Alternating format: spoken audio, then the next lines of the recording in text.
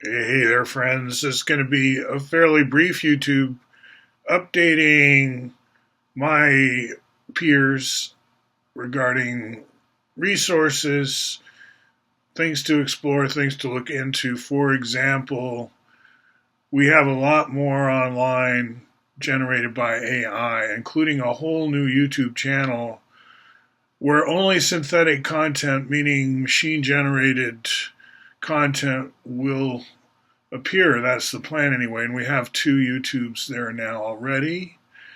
We're using that Notebook ML that creates a kind of NPR style dialogue between a man voice and a female voice about any topic. You basically feed it the corpus you're into, and it will churn back a or a radio voice, I should say.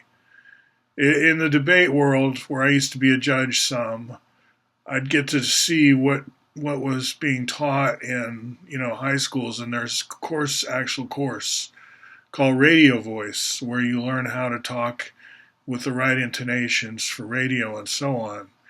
And what this Notebook ML does is it gives you radio voice about Synergetics if that's what you give it, and that's what we gave it. And then there's a second YouTube that's similar but adds in more about baseball because, again, one of our repositories is very baseball oriented in terms of team player, in terms of All-American, but popular around the world nevertheless. Japan, Cuba, you fly over these places, you see baseball diamonds a lot. Anyway, the connection to sports in general too is useful, and the baseball itself being a kind of a yin-yang if you look at it right.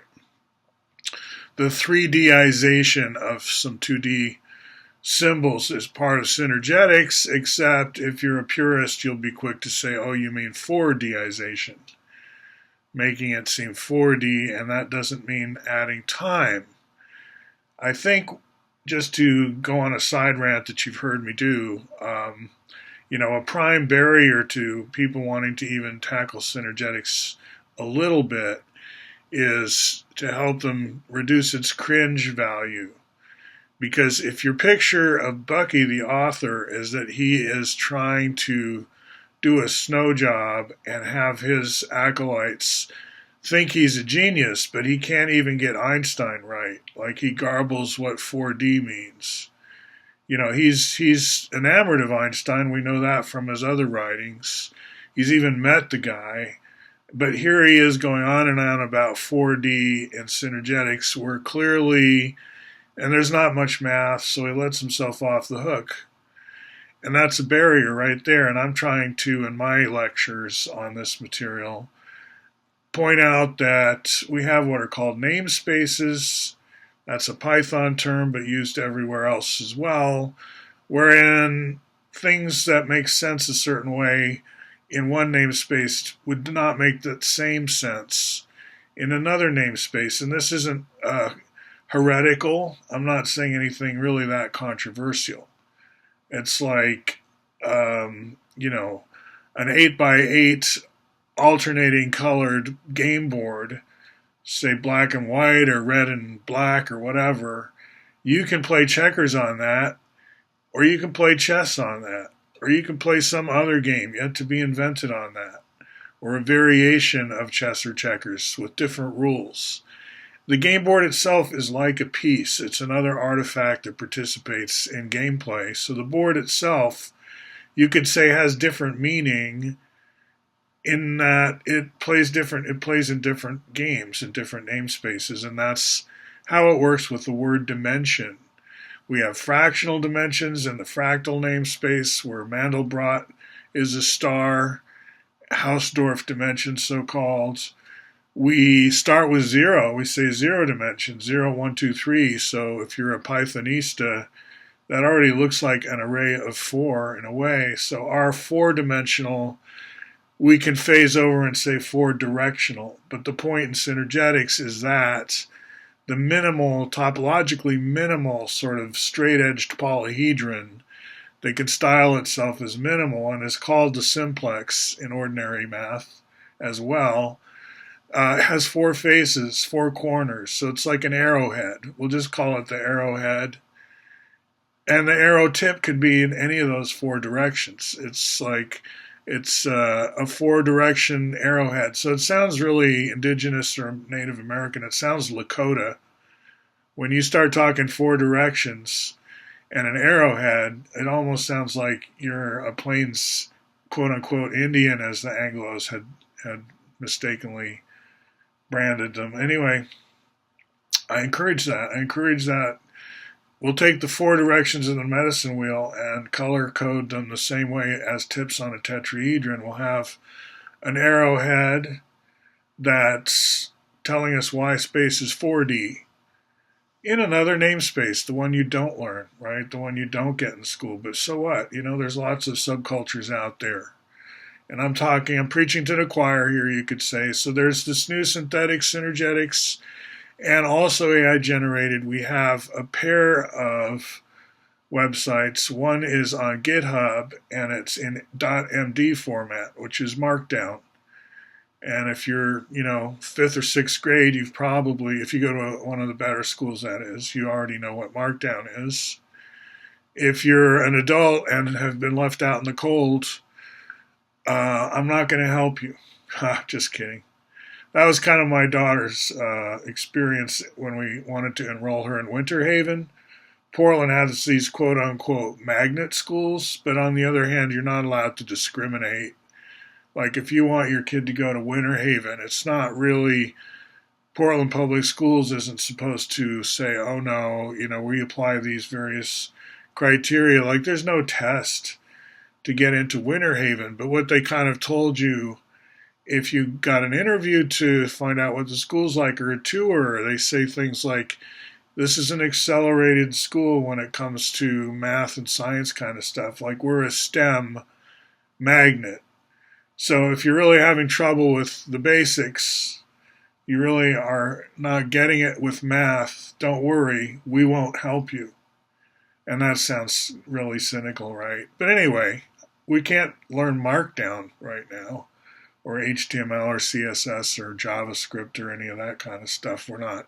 But I did, write a recent essay. Here's another resource, me talking about where to integrate Synergetics if you are so lucky as to be in the school system, which I have been. And it's, of course, through coding, right? Because these are all geometric shapes.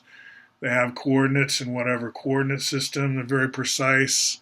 Trigonometric skills are in play. Trigonometry is core, and so is coding. So coding polyhedrons and learning it the Bucky way is what we call Martian math. And I use Python, but it could be a language of your choice, right?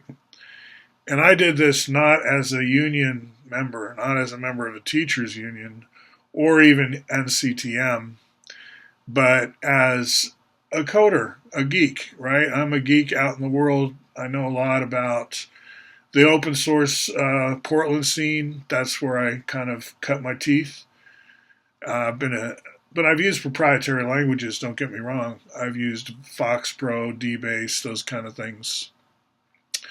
And I became pretty skilled as an applications developer. And so I fit right in when it came to what to do for after school, when the bell rings and school's over, but there's no parents to pick you up because they're still slaving away in their high-rise downtown, doing insurance and whatever. So they have to figure out what the kids are going to do between bell rings and parents show up, and that's where I'm surreptitiously teaching the kids how to code. We use small, MIT Scratch. I almost said Smalltalk, which would be fine. Remember Squeak? I'm bigly impressed by Alan Kay. I did get to be in a meeting with him for like 3 days straight in Greater London that time, Kensington, courtesy of South African establishment types. They were looking to help Republic of South Africa accelerate into the future. It was kind of at the bottom of the testing, international testing, PISA or whatever.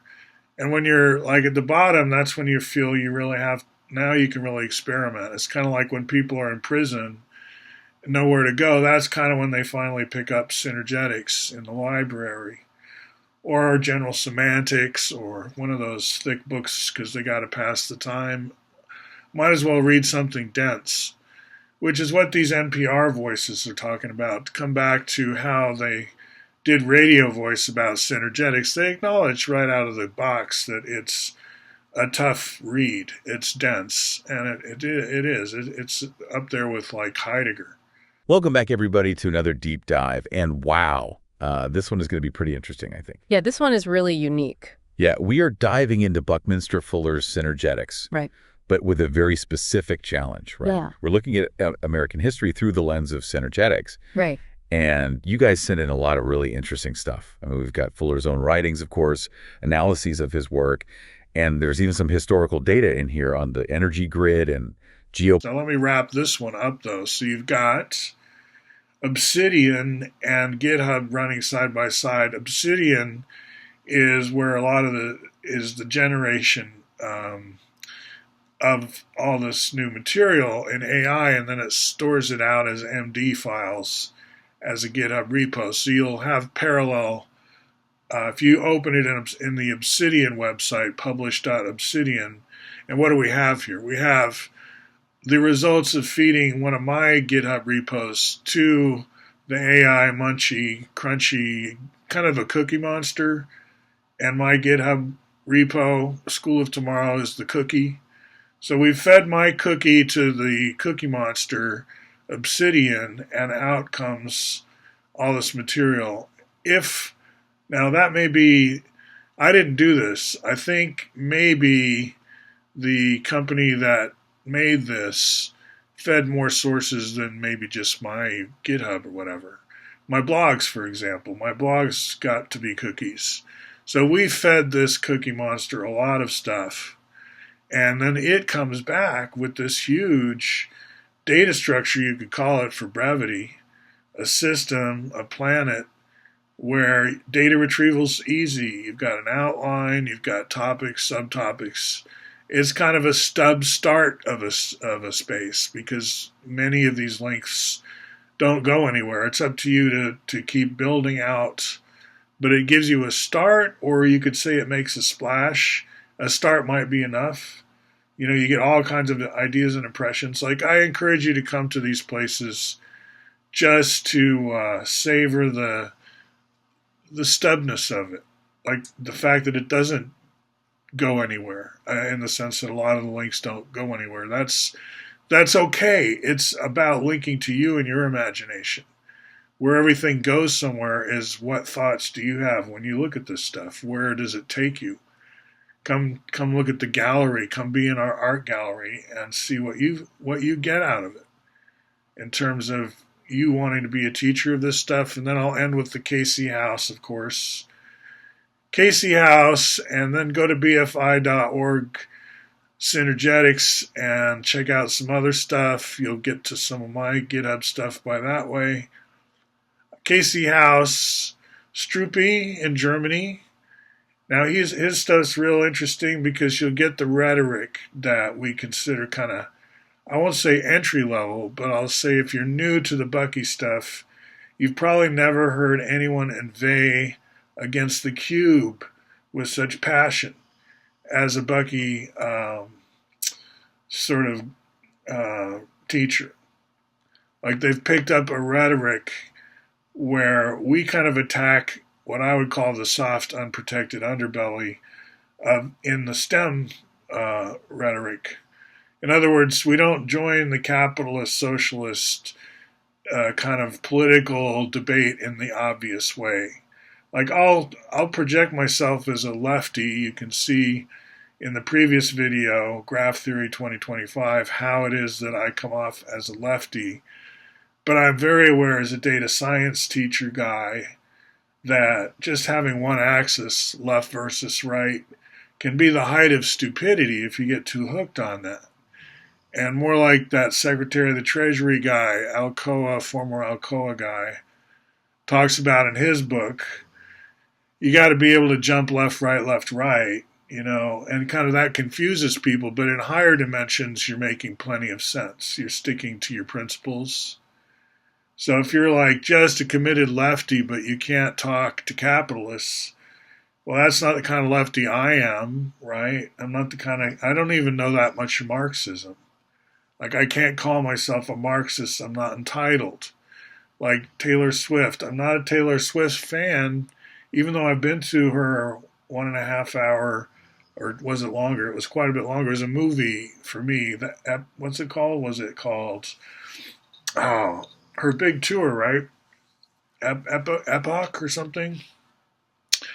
And I got it. I got it. People are really into that, and they were singing along. A lot of younger women, girls.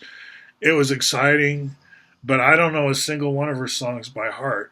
I don't know much about her career in detail, so I don't call myself a Taylor Swift fan, even though I had a good time at that movie. I enjoyed it. And the same with Marx, right? Kind of, he's a Taylor Swift for me. People spend their lives studying Marx and Engels and all this stuff, but I came up more through the Freud and Jung, and then I didn't do the obvious thing and merge them, which is what happened more in Europe, right? Habermas, Adorno, kind of like, let's mix Lacan, let's mix kind of Marxy psychoanalysis, why not? And I kind of do that. Like, I'm really more into Bernays coming from Freud. Hidden Persuaders, Vance Packard, Mad Magazine. How is it that mass brainwashing occurs through advertising, propaganda, whatever you want to call it? Like, Marshall McLuhan, you could say. I'm closer to Marshall McLuhan. And so was Bucky. Bucky and Marshall McLuhan would co-appear, and they reference each other. They are contemporaries. So I would jump in. I think we had his son on Trim Tab talk to us. So as well as Hugh Kenner's kids. So that kind of gives you a sense of my network. And so be aware then, if you listen to Stroopy's videos, which I recommend, and see the world he's built for himself. It's like we couldn't do better with Universal Studios and a soundstage when it comes to creating integral worlds. Like, he is the shaman of Synergetics in so many ways, and he well role models and shows you how it is that we're dissing the cube all the time. The cube is unstable. The cube is this. The cube is that, and it's psychological too. We're saying people who always think in the old ways, the XYZ way, are mentally unstable. We're kind of suggesting that. Just look at their maps. Look how big they think Greenland is. Look what they do to Antarctica. They don't care, right, about Antarctica. They claim to be about climate change, for or against or whatever. You can't really be for or against change as a word. Change is the norm. Climate change is we're always going to have climate change. You can't be against climate change, even if it changes the way you want it to, right? It's still change. There's no staying put and just staying the same, especially with humans in the picture. This is the Anthropocene era, and if you just fly around, look over the planet, it is totally transformed. You can't tell me that humans didn't transform the climate. If by climate you mean one little number like global warming or the temperature of the oceans on average or something like that, fine. If you focused your whole idea of climate to this one number, Newton's sleep, right? But if you remember what climate really just means the biosphere, much more intelligent word. You can't be against change in the biosphere. You're just being here is biospheric change. You are a change agent. Just by waking up in the morning or going to sleep at night, you're a change agent. You are not just for change, you are change. So don't be against climate change. That's not a Halloween costume to be afraid of. But yeah, be against, turning into Venus or suffocating ourselves with the wrong mix of gases or heating ourselves so much. I mean, yeah, we want the biosphere to work. I'm not against having a good climate. I just don't want to call myself anti-climate change. That just sounds so retarded, I have to say. But, most people don't say that. They say they're anti-global warming. It makes a lot more sense. I get that. We don't want to cook ourselves. Yeah, I'm with that. So I'm not saying anything really radical here. I do prefer the word biosphere to climate, though. Let me be clear on that. In my own writing, my own thinking, you can talk however you want, but I'm not going to necessarily follow everybody into their particular weed patch. I'm a kind of a snob elitist in that way, and I don't really like the way most people think. It doesn't make sense to me. And, like, I could rant now. I just feel a rant coming on, so I'm going to stop. And I'm going to say, have a good rest of this month of March, and I'll talk to you next month sometime. Bye bye.